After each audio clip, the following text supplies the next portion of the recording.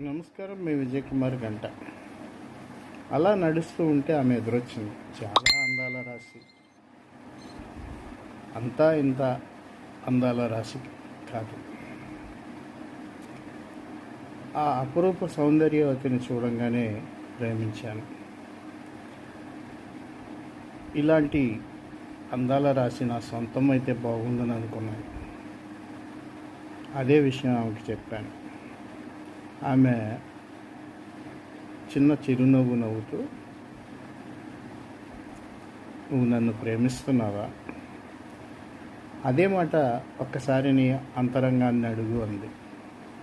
హృదయం ఉంటే కదా నాకు అడగటానికి జవాబు చెప్పలేకపోయాను. ఆమె నన్ను దాటుకుంటూ వెళ్ళిపోయింది.